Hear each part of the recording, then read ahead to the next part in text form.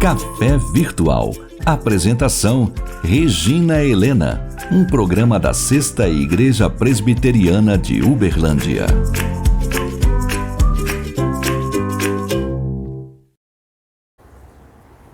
Seja muito bem-vindo ao Café Virtual. Que bom nós estarmos aqui para meditarmos mais um pouquinho sobre a Palavra de Deus. Eu espero que você esteja bem, com saúde, alegria, sob a paz e proteção de Deus. E hoje o nosso tema é desafiador. Como enfrentar e superar a tristeza, a dor. E nós vamos aprender isso com Jesus.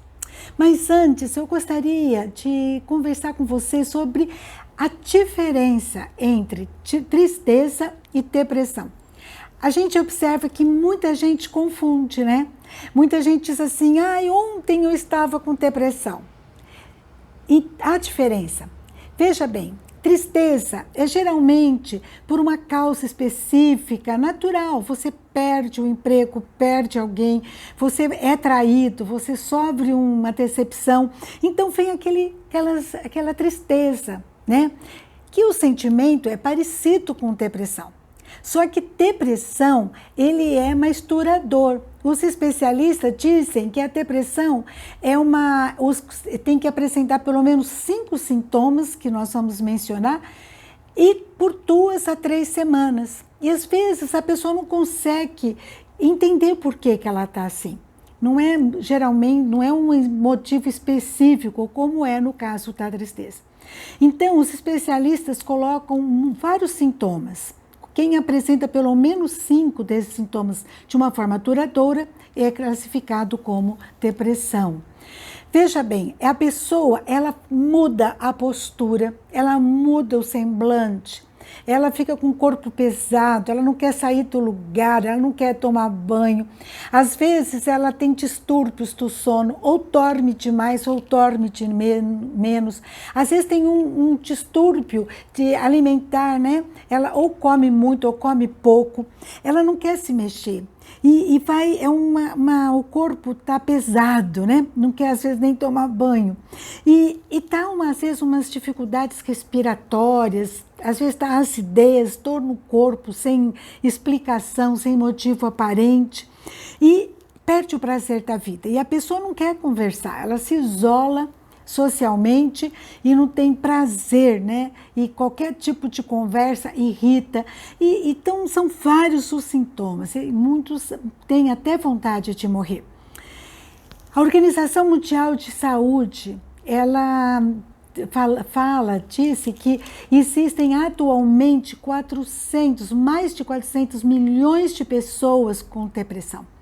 E ela diz assim que essa doença vai aumentar tanto que em 2030 vai superar na frequência doenças cardíacas e câncer. E a perspectiva é muito triste. Só que é uma doença antiga. Hipócrates, por volta de 400 a.C., ele já dizia que tinha uma doença e fala sobre os sintomas e ele considera que ele chama de melancolia.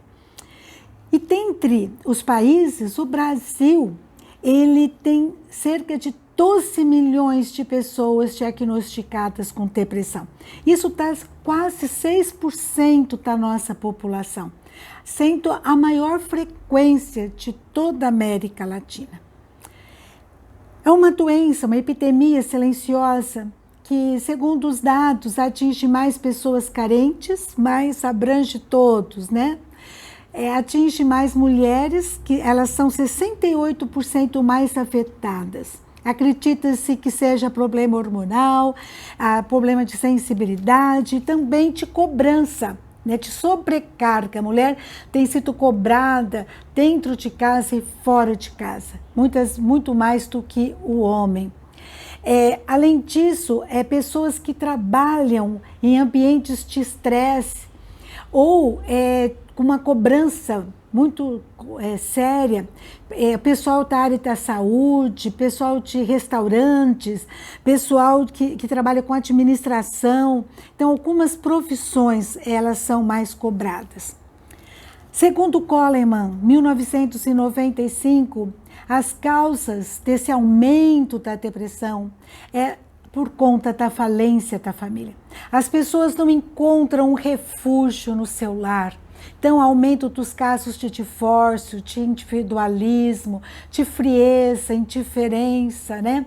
Falta de companheirismo e, principalmente, né, a fé em Deus que tem esfriado. Isso tem feito com que o número de pessoas depressivas aumente. Algumas coisas que a gente olha na literatura e a gente é alertado pelo uso de medicamentos.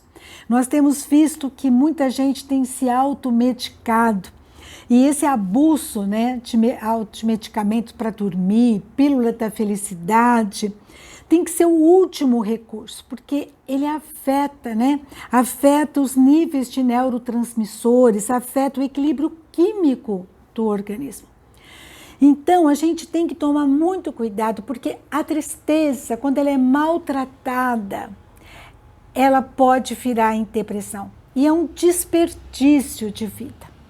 A gente vê muitas pessoas, né, que para de trabalhar, para de conviver com os outros, né, interrompe a sua vida.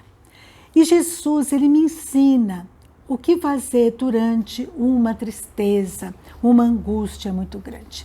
Eu não sei se você já passou por isso, em que você diz assim, eu não estou mais conta, eu estou muito triste, né?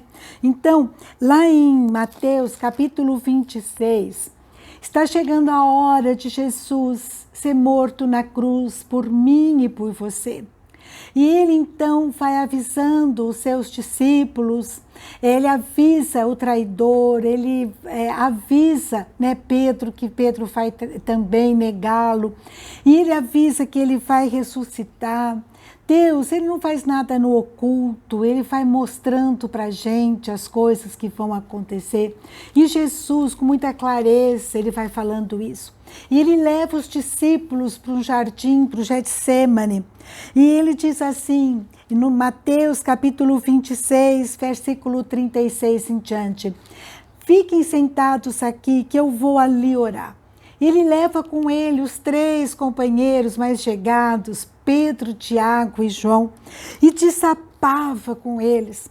No versículo 38 ele diz, a minha alma está profundamente triste até a morte, ficai aqui e vigiai comigo. Jesus está angustiado e ele fala, fica comigo.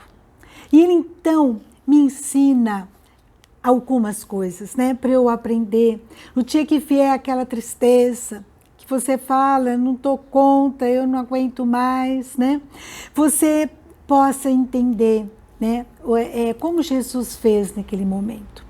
Uma das coisas que eu aprendo, a gente tem que estar pensando no que realmente aconteceu. Qual o motivo? Há algo que me deixou triste? O que me deixou triste? Há algo que eu possa fazer? Se houver algo para você fazer, faça, né? Peça ajuda de Deus e faça. A gente tem que tomar cuidado com aquilo que a gente pensa, não assim aumentar o tamanho da situação, que muitas vezes isso que nos assusta. A gente tem que enfrentar os nossos pensamentos. Tem algo que eu possa fazer? Então, faça. Não há o que você possa fazer, não depende de você. Entrega nas mãos de Deus, apresenta a sua causa na presença de Deus, envolva Deus na sua história. Foi isso que Jesus fez. Jesus estava num momento em que não havia o que fazer, não tinha nada que ele pudesse fazer. Ele ia para a cruz. Ele poderia ter falado, não vou morrer por esse povo pecador. Mas Jesus, ele decidiu fazer isso. Havia algo que ele pudesse fazer, sim, ele podia se negar, mas ele decidiu não fazer isso. E ele apresentou a sua dor, a sua angústia para Deus. E ele diz assim, meu Pai, Se possível, passe de mim esse cálice, todavia não seja como eu quero, e sim como tu queres. Quando a gente vem com a tristeza e avalia, identifica o motivo da tua tristeza. Segundo lugar, Jesus se identificou, mas ele não se acomodou. Ele vai com os discípulos para um jardim. A gente precisa, não se acomodar. O que te agrada, o que você pode fazer, faça. Vai à luta, saia da toca. E saia com bons amigos. Jesus, ele se afasta com os seus 3 melhores amigos, vamos dizer assim, aqueles que o acompanharam em tantos momentos especiais, Pedro, Tiago e João. Afasta, fica longe, seja seletivo de pessoas tóxicas, mal-humoradas, que só têm palavras duras, nocivas, Se aproxime daquelas pessoas que tenham a mesma fé, que possa orar com você. E ele convida os amigos para orarem com eles. Ele desabafa com esses amigos, ele conta que ele está triste. Como é importante nós termos bons amigos para abrirmos o nosso coração. Muitos anos atrás, eu tenho uma amiga que naquele momento estava se separando, o marido estava traindo, se divorciando dela, pedindo divórcio, e ela estava tão triste, tão amargurada. E durante semanas, nós começamos a orarmos juntas, eu, ela e uma terceira amiga. Todo dia de manhã cedo, elas iam lá em casa, na minha casa, e a gente tomava café juntos. Eu estava aposentada já, e a gente tomava café, lia a Bíblia e orava. E ela, recentemente, ela tem falado e recentemente me disse como foi importante aquele período, para ela conseguir se fortalecer no Senhor. Um bom amigo, é aquele que tem a mesma fé, compartilha com você, andarão 2 juntos, se não houver entre eles acordo, Aquela pessoa confiável, acessível, que você pode pensar alto, que não vai compartilhar com os outros aquilo que está acontecendo, que não vai te acusar no futuro, aquilo que você desabafou.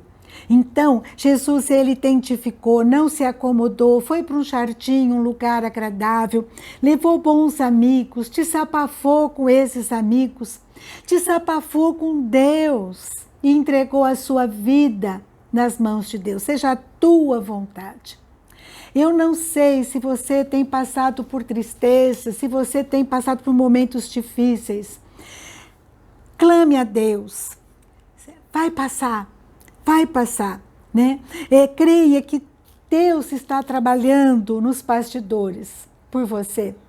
Lá em Isaías, capítulo 64, versículo 4, diz assim: porque desde a antiguidade não se ouviu, nem com o ouvido se percebeu, nem com os olhos se viu Deus além de ti, que trabalha para aquele que nele espera.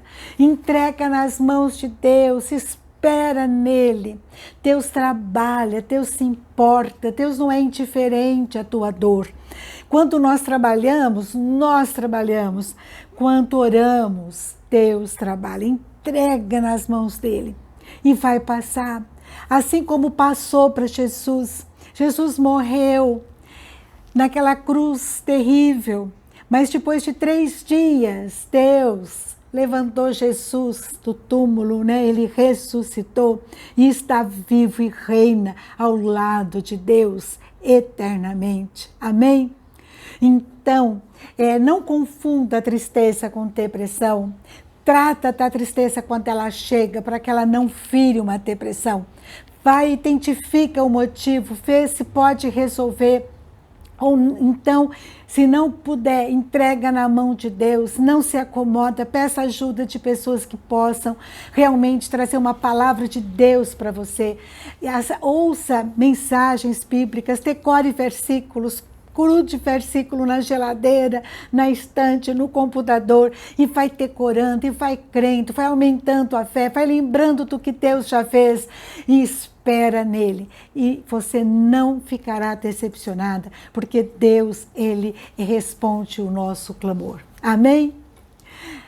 Que Deus abençoe você e a sua casa, em nome de Jesus. Um grande abraço e até a próxima, se Deus quiser.